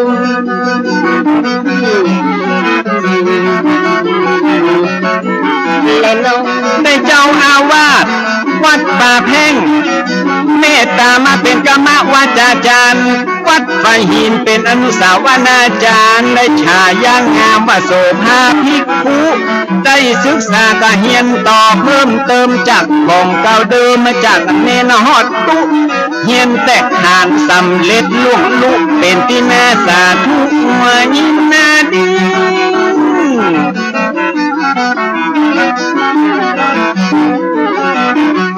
ได้ห้ำเฮียนต่อไปนั่นเล่าเป็นผู้เจ้าได้ประมาณ1 ปีครูบามาลวิชัยก็ได้สิ้นชีวิตได้รับหน้าที่แต่นครูบาเจ้าเป็นผู้สืบทอดเจตนาลมพ่อพระน้อยขยมเป็นผู้นำเป็นเก่าจีนและน้องตั้งแต่ปีพ.ศ. 2398เริ่มทำตามแบบและครูบาอาจารย์ครูบาโสภามีวิชาเตชะทั้งกรรมนามทานและหักผ่านละจัดการผู้มีและตั้งการศึกษาเกษามณินลาและเราสังฆะมนต์กัดยายและวิทยาสามัญญาภิกขานนั้นว่าเจ้าหลายแขนงวิชาตอนนั้นห้องว่ากัสถาเป็นมักให้คือวัดเรามีครบองค์3สร้างต้องรอดรู้และได้เป็นผู้นำมีพระธร พี่เสงนำนาวัดบอกมันสูงสูงว่ามีบทบาทพุทธศาสตร์ก็จะตกต่ำยาถ้าบักเก่งเด้หน่อยเนาะ นั่นแหละครับครูบาโสภาได้รับการยกย่อง เป็นผู้จบทองกะหลากหลายสาขาพระไตรปิฎกอัตถดีกาที่ปัสนากรรมฐานเข่งครัด จบนิรุตทางอักษรศาสตร์เอาสูตรนับบาทและการปฏิบัติท่านเอาเงิมผ่าอยู่ตั้งหลังวัดบำเพ็ญปิปัติสัตแน่ถึงวันเงิมผ่าหลังวัด เอาปฏิยัติปฏิบัติปฏิเวทเป็นขอบเขตและเป็นพื้นฐาน พุทธศาสตร์จะอยู่ยั่งยืนนานวัดเป็นสถานที่น่ากลับไว้ คนบ่หูบ่มีผู้นำคนบ่มีคุณธรรมบ้านเมืองจะฮ้อนแหงจีนและน้อง นอกจากด้านปริยัติและด้านปฏิบัติสิ่งสาราสัตว์ตันยังหูภาษาเสียงนกเสียงหนูเสียงไก่เสียงกาถ้าตั้งนึกนักถ้าก็เข้ามาหาปุดครูบาด้านเก่งเวทมนต์กัดถ้าเหาะเหินไปมาบ่ต้องได้สีลดกัดถ้าหาโคมเป็นร้อยบดฟันบดบ่ต้องจดยำใดไม่ได้เป็นสมัย เก่งข เนาะ นาดเนาะเสียงนกเสียงกาได้เฮียนหูมาพ้นหนีตำราจากโบราณอาจารย์ต้องอาศัยและในปัญญาญาณตั้งกับละมาทานฉันเกกาหูแต่มีแต่ในอดีตตะการในปัจจุบันขับมาให้ยืนยันตา ถึงวันนี้ถ้าจะเขียมนะแม่เนาะ เจ้า แถมมาเรื่องนั้นก็หันกันจะกับพี่น้องอังวะตะกงหงสาเปิ้นเล่าลือกันแต่เหินเมินมาว่าหันครูบาไปเดินบินทบาทศรัทธาตักเอากะลงบาเป้าคัดจนเป็นเงางามจนสะอาดเอาใส่น้ำเมียงแล้วเอาใส่บาตรถวายท่านเจ้าครูบา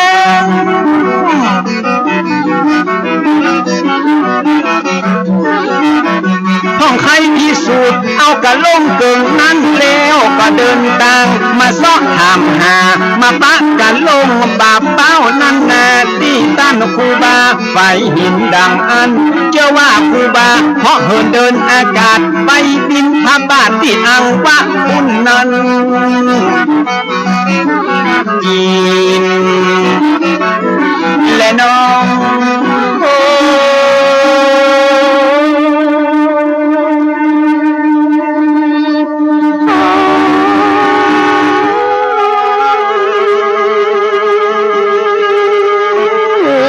ความดีที่ทำไว้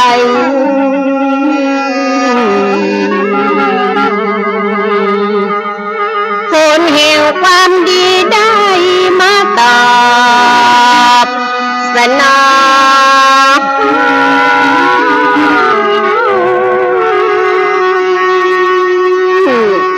แต่ครูบาโสภาผู้สร้างความเหลือหลอแก่ศาสนาบวรและศรัทธาเจ้า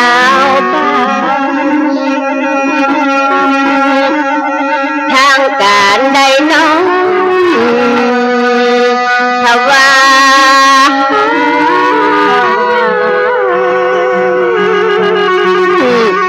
ตำแหน่งสังฆนายกา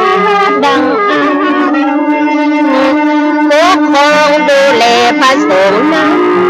ทั่วภูเก็ต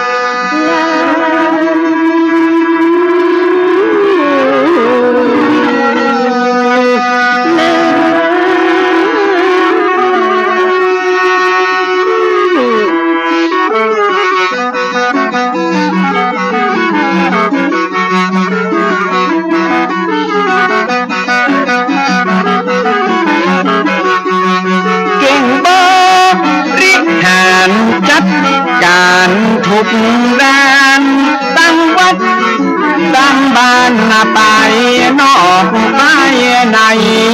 ความดี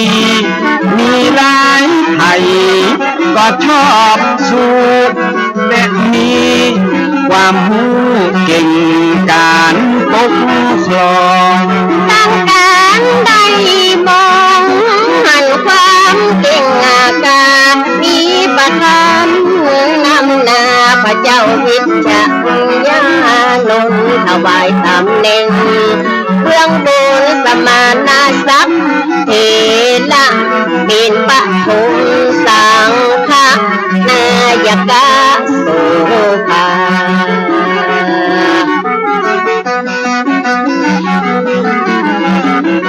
ถวายมุทิตายินดีจัดขึ้นหมู่คนคึกคืนอนุโมทนาที่ดอยสุเทพวัดวาอารามพวงแก้วฉลองเป็นน้ำแล้ว2438ก็ดีมาสอก็มีบอกไว้ดีเก่งจะลองตำแหน่งหลังได้สังฆราชาเลยอาราธนามาอยู่ไกลไกลเหนือเชียงใหม่นั่นคือวัดเชียงยืนพศวันคืน2439เพื่อการพอเฝ้าและพัฒนาดูแลศาสตร์ศาสนาสั่งค้าใหญ่น้อยเป็นไปเรียบร้อยสะดวกสบายศาสนาเรื่องไหลใดๆก็ก้าวหน้ามาตกตามจากการศึกษาก็ดีกรรมฐานก็มีที่ปัสสนามุ่งมั่นล้วนเป็นพื้นฐานศาสนามันคงต่อมามีองค์ภิกขุหนุ่มน้อยกิริยาเรียบร้อยมีนามว่าปิงบ่ฮือสุงสิงพระสงฆ์ตนเท่าบ่ฮือไปไวตุเจ้าติดมัดอกมัดเอวสัพพะเทเทเป็นสองหมู่สองทางพระสงฆ์เด็กนางกาจัดกา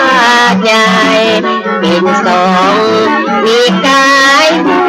วายเสียงทานนาพระบานเยกขันวันบาลัทธิมหาปิ่นท่านกุมภาบ่มัดอกที่จะพอดแล้วบ่งามหลายคนหันตามไปนิยมชอบสู่นิกายใหม่ไฟยุอคติลำเอียงปากกันทบเพียงสำเนียงตอบโต้พ้องก่อวัดโอว่าลัทธิไม่ดีพ้องกะบอกยอมนี้ว่าเก่าดีดังอันนาทางโอพัดทานขาดเย็นบ่มาชมให้บอ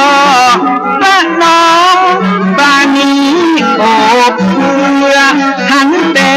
นอกเนื้อบ่หันไปไหนต่างคนต่างใจว่ากันบ่ได้ประชาธิปไตยต่างมีสิทธิเสรีอยู่มาหลายปีเห็นที่เจ้าบ้านมุมผู้อยู่ข้างท่านมหาปิงล่องไตจากเบี่ยงปิงไปพอตำแหน่งไว้ท่าเพื่อท่านมหาปิงได้เป็นเจ้านาทีที่3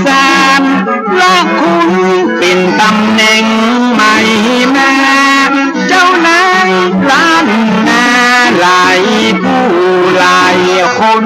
ตังก็น้อมตนเป็นสิทธิ์ชิดใจเอามาหาดิ่งย้ายมาเจียงมันอาราม และได้จักนำนิกายไม่เข้ามาละของเก่าแต่ก่อนเดินมาส่วนตานอุบาโสภาก็ต่อต้านนะบางอย่างทำนั้นมันบักเหมาะบ่ควร ท่านว่าผิดควรมาควรทำอย่างนั้นถ้าป่าถ้าบ้านก็สิทธศาสตร์ศาสดาองค์พระศรัทธามาพุทธเจ้าไปแยกหมู่แยกเล่ากันอันจะใด ทำดีทำไปเพื่อจะได้อวดอ้างมายกตนผมท่านโบราณว่าบ่ดีป่าเวนีล้านนาเก่าเพื่อถ้าบ่เพื่อก็บักควรทำลาย เพื่อได้สูญหายไปจากโลกและอนาคตวันหน้าลูกหลานของเฮาจะเดือดร้อนมองเงาจะเอาอันยังมาอ้างปากัน แยกมางบ่สร้างความสามัคคี ผู้บ้าก็มีเจตนาดีชัดเจนบ่ใหญ่ไปเก่งขัดแย้งขวางกลางบ่ใจไปคอยแล้วฟังอยากดังนี้นาเพื่อภาษาศาสนาและศรัทธาญาติโยม จะได้สุขสมเหมือนอย่างก่อนกี้ถ้าเป็นอย่างนี้บ้านเมืองก็วุ่นวายป่าฮือยิ่งใจตั้งหลายหนุ่มเท่าสับสนแต่เราเลือกหักเลือกยัง จริงล้วนพันลังความกันต่อต้านพระสงฆ์เจ้าบ้านผู้เลื่อมใสศรัทธาในตัวตานอุบาโสภาตนเข้าเรื่องเก้าเงาพระมหาธีลา ดูแลชาติศาสนาสังฆาเมืองไทยเก้าเงาตนใหญ่ที่บางกอกนะครหูความสั่นคลอนเดือดร้อนดังอันมีคำสั่งมานั้นอยู่ด้านผู้บาง อาราธท่านนาไปบางกอกเมืองกวางเพื่อระงับยับยั้งเหตุการณ์อาที่ตนศาสนาบ่บนป่ามองบนความบัวบ่คือยามน้ำบ่ฮืดมือ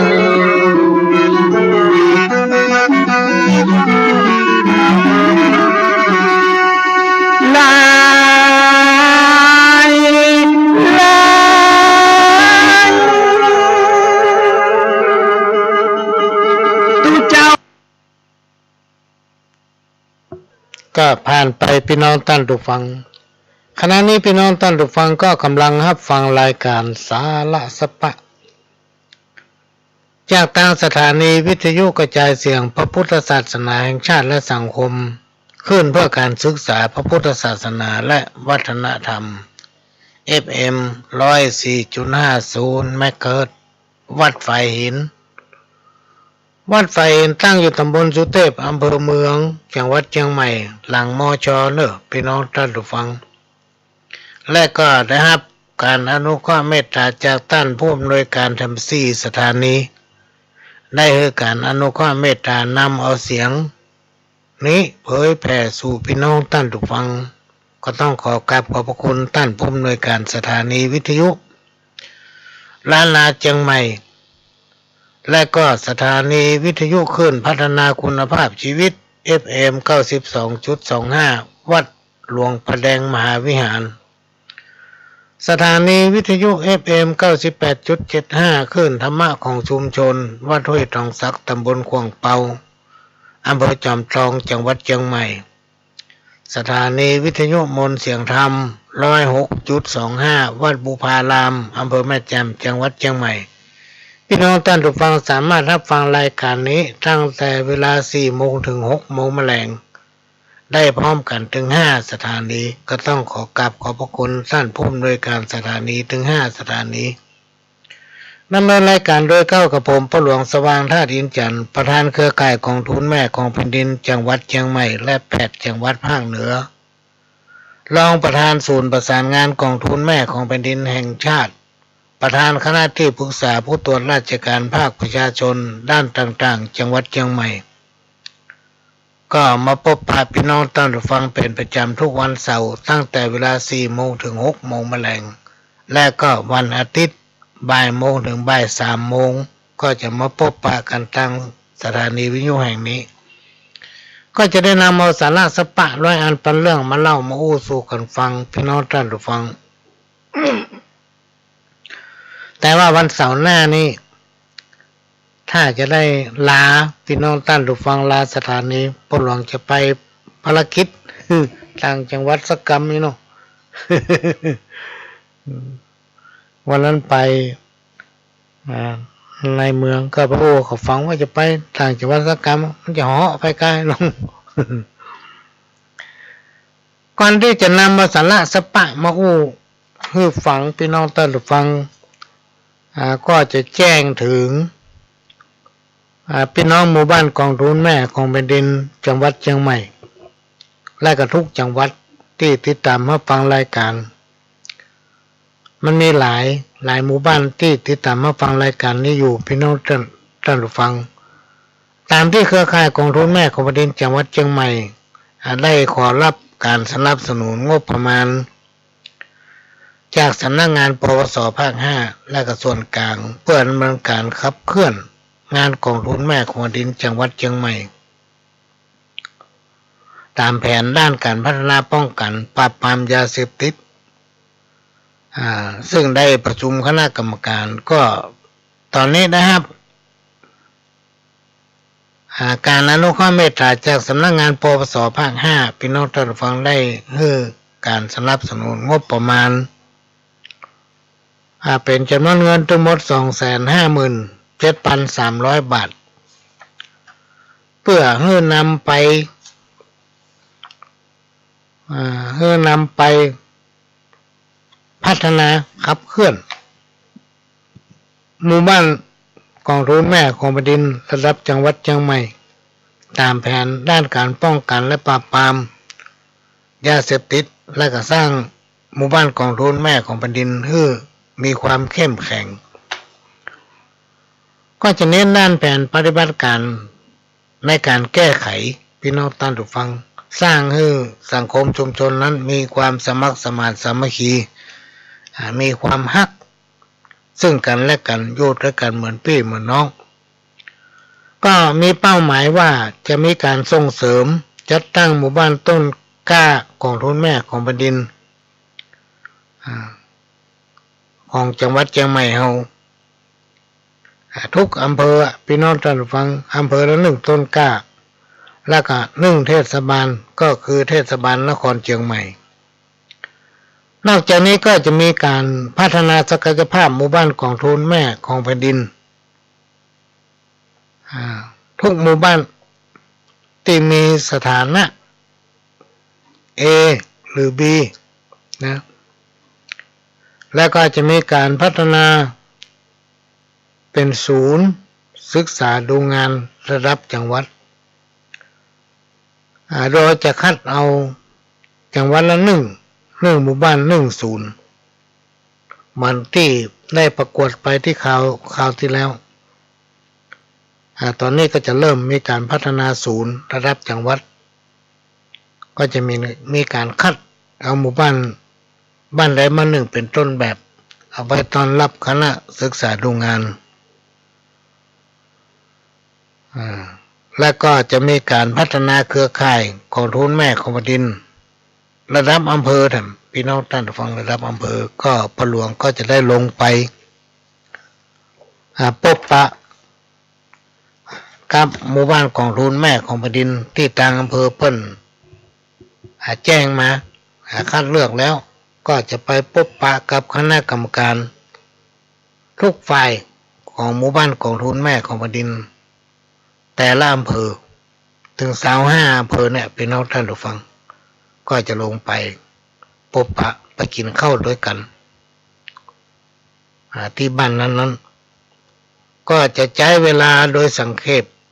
ใช้เวลาโดยจำกัดพี่น้องท่านฟังอาจจะไปอยู่ชั่วโมงหนึ่งแล้วไปที่อื่นต่อทำเนื่องจากว่ามีหลายอำเภอก็จะรบกวนอย่างบัดใจว่าไปตรวจสอบก็จะไปดูความพร้อมแล้วก็จะไปเอาข้อมูลทางด้านปัญหาของหมู่บ้านของทุนแม่ของแผ่นดินนั้นเพื่อนำมาเสนอไปยังส่วนกลางนำมาเสนอยังปปส.ภาค 5เพื่อจะได้ช่วยเหลือในโอกาสต่อไปอันนี้ก็มาแจ้งให้พี่น้องหมู่บ้านของทุนแม่ของแผ่นดินได้รับทราบเพราะฉะนั้นเป้าหมายในปีนี้ได้รับโครงการอยู่2โครงการพี่น้องท่านฟังเนื่องจากว่าสำนักงานพัฒนาชุมชนจังหวัดเชียงใหม่และก็ทุกจังหวัดเพิ่นก็ได้รับการพิจารณาอนุเคราะห์เพื่องบประมาณสนับสนุนคัดเลือกหมู่บ้านต้นแบบโดยเอาอำเภอละ1หมู่บ้านแล้วก็คัดมาเพื่อเหลือเป็นจังหวัดละ1หมู่บ้านต้นแบบเพื่อจะใช้เป็นที่ศึกษาดูงานของคณะผู้หลักผู้ใหญ่แขกต่างบ้านต่างเมืองบอกว่าจะเป็นภาครัฐและก็เอกชนที่เดินทางมาจังหวัดเชียงใหม่อันนี้ก็มีแผนดำเนินการตั้งแต่เดือนนี้เป็นต้นไปละพี่น้องท่านผู้ฟังตอนนี้โครงการเดิมของปีที่แล้วยังสรุปมาเสร็จเลยเนื่องจากว่ามันมีหลายอำเภอและบางอำเภอก็อยู่ห่างไกลยังส่งเอกสารมาบ่ครบก็จำเป็นต้องเร่งนำเอกสารหมดนั้นมาสรุปแล้วก็นำเสนอรายงานไปตามลำดับชั้นแล้วก็จะลงแผนใหม่ที่ได้ห้ามงบประมาณที่กล่าวไปแล้วนั้นเพื่อออกไปเยี่ยมเยียนไปให้การช่วยเหลือและก็ที่ผ่านมาพี่น้องท่านผู้ฟังทางสำนักงานชุมชนจังหวัดเชียงใหม่ร่วมกับเครือข่ายของทุนแม่ของแผ่นดินซึ่งตั้งอยู่ที่วัดร้องอ้อก็ได้มีการอบรมเพื่อการอนุเคราะห์ช่วยเหลือแก่ผู้ที่มีจิตอาสาและก็เป็นครอบครัวที่บอบบางต้องการอาชีพเสริมเพื่อให้อยู่ได้และก็ได้มีการอบรมไปถึง20 กว่าอำเภอนะและเมื่อเดือนกุมภาน่าจะเป็นวันที่เดือนมกราน่าจะเป็นวันที่13-14เนี่ยพี่น้องท่านผู้ฟังก็ได้มอบสิ่งของมอบไก่มอบปุ๋ยมอบพันธุ์เห็ดมอบเมล็ดพักนะให้แต่ละหมู่บ้านไปแล้วก็จะมีการติดตามพี่น้องท่านผู้ฟังติดตามนี่ไปดูว่าไปตรวจสอบว่าแต่บัดแต่อย่างไรเนี่ยไม่ได้ไปตรวจสอบอย่างนั้นก็จะไปเยี่ยมพี่น้องท่านผู้ฟังไปดูว่าสิ่งที่เอาให้ท่านไปน่ะมันเพียงพอก่อนมันมีรายได้เกิดขึ้นมาเพียงพอต่อการยังชีพหรือไม่อย่างใดแล้วก็จะมี ตั้งเครือข่ายเนี่ยก็จะนำมาพิจารณาแล้วก็ให้การสนับสนุนเพิ่มอันนี้ก็มาแจ้งให้ทราบและทำเรื่องหนึ่งพี่น้องท่านผู้ฟังด้วยได้รับหนังสือจากสำนักงานปลัดสำนักนายกรัฐมนตรีทำเนียบรัฐบาลกรุงเทพมหานครแจ้งมาเรื่องการตรวจราชการตามแผนการตรวจราชการบูรณาการของผู้ตรวจราชการสำนักนายกรัฐมนตรีประจำปี2565นะประจำปี2565ครั้งที่1รอบที่1พ่อหลวงนี่เป็นที่ปรึกษาผู้ตรวจราชการภาคประชาชนด้านสังคมพี่น้องท่านผู้ฟังแต่ว่าทุกด้านก็ได้มอบหมายแล้วก็มีการคัดเลือกให้เป็นประธานในกลุ่มทุกด้านโดยนายกรัฐมนตรีได้มีคำสั่งจากสำนักนายกรัฐมนตรีให้ผู้ตรวจราชการของสำนักนายกรัฐมนตรีร่วมกับผู้ตรวจราชการกระทรวงหรือผู้ตรวจราชการกรมตรวจราชการแบบบูรณาการตามแบบแผนการตรวจราชการของผู้ตรวจราชการประจำปี2565ในการนี้ผู้ตรวจราชการสำนักนายกรัฐมนตรีเขตตรวจราชการที่15นะได้มีกำหนดการตรวจราชการแบบบูรณาการนะที่จังหวัดเชียงใหม่โดยได้เชิญพ่อหลวงเนี่ยไปร่วมพร้อมกับฝ่ายต่างๆนะทั้ง4ฝ่ายนะในวันที่9 มีนาคมพี่น้องท่านผู้ฟังที่มาฟังนี้ก็อยากจะฝากพี่น้องท่านผู้ฟังว่าภัยมีปัญหาหลายด้านเกี่ยวกับการฟื้นฟูเศรษฐกิจและสังคมการแพร่ระบาดของโรคติดเชื้อไวรัสโคโรนาการจัดการสิ่งแวดล้อมสีเขียวเพื่อความยั่งยืนตามแนวทางการพัฒนาเศรษฐกิจรวมไปถึงการพัฒนาคุณภาพชีวิตของพี่น้องประชาชนและก็ครัวเรือนที่มีความต้องการมีความประสงค์ให้ทางรัฐบาลมาช่วยและก็การขับเคลื่อนยุทธศาสตร์ชาติไปสู่การปฏิบัติการเพิ่มศักยภาพและขีดความสามารถของเศรษฐกิจบนรากฐานการแก้ไขปัญหามลพิษทางอากาศการลดอุบัติเหตุบนท้องถนนนะอันนี้ก็มาแจ้งให้หูพี่น้องท่านผู้ฟังพ่อจะต้องแนะนำเสนอเปิ้นโครงการสัตว์ปลอดโรคคนปลอดภัยจากโรคพิษสุนัขบ้าตามพระราชปณิธานอันนี้ก็มีหลายข้อความพี่น้องท่านผู้ฟังแต่พระหลวงอ่านว่าสิ่งที่มีความจำเป็นและมีความสำคัญต่อพี่น้องประชาชนก็คือการพัฒนาอาชีพเราจะได้อยู่ดีกินดีเราจะต้องมีอาชีพ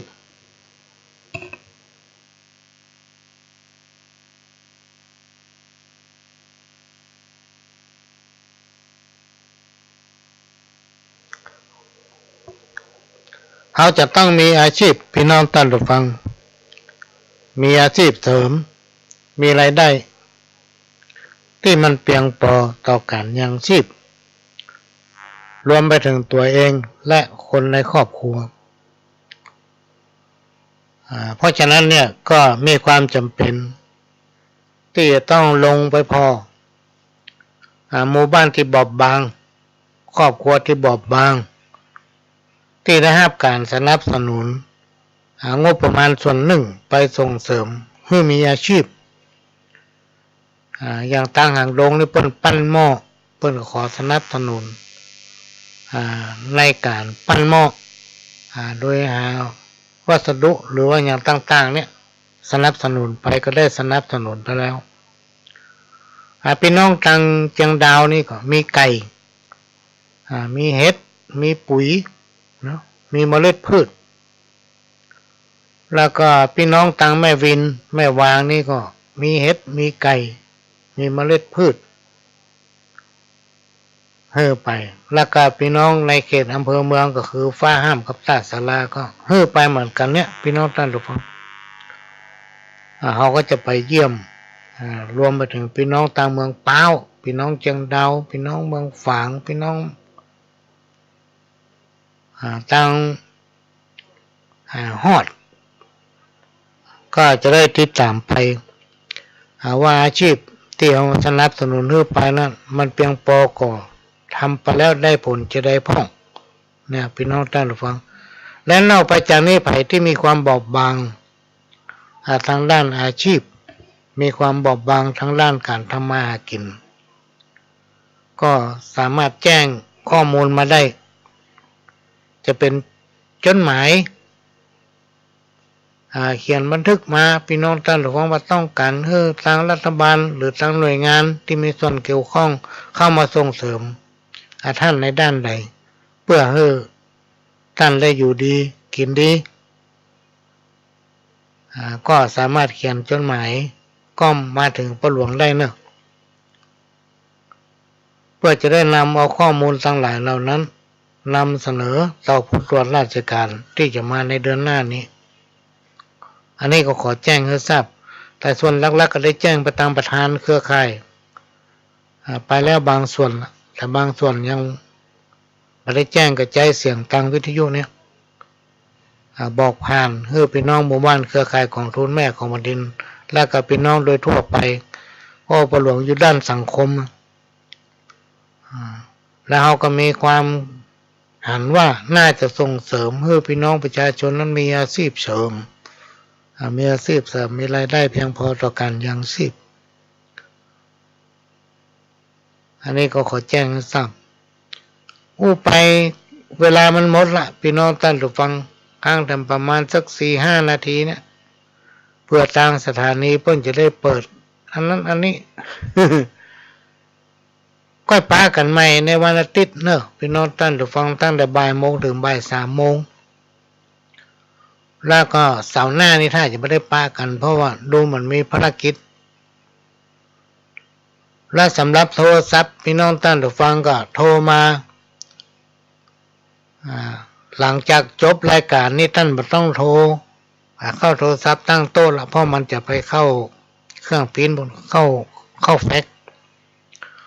ก็โทรมาตั้งมือถือได้